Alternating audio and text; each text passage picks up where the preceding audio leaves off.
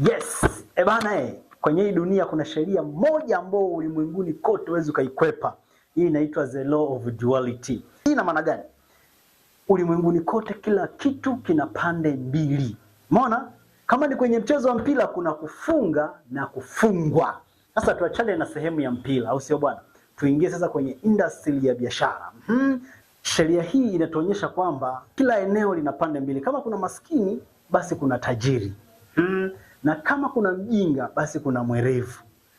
Kama kuna mtawala, kuna mtawaliwa. Na kubwa kuliko, katika ulimwengu huu hapa hivi, kuna mfuasi na mfuatwa. Ukiangalia sasa kwa makini, sheria hii hapa imetupa machaguo. Usipojifunza digital skills, maanake ni kwamba kuna mtu mwingine anajifunza maarifa hayo.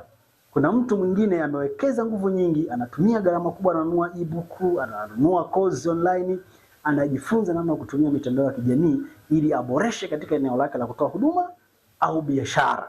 Sasa usipojifunza wewe leo, maanake ni kwamba kesho wewe lazima utakuwa mteja kwa huyu mtu anayejifunza. Maanake ni kwamba wewe leo usipojifunza, kesho wewe ndiye utakuwa mfuasi wa yule mtu.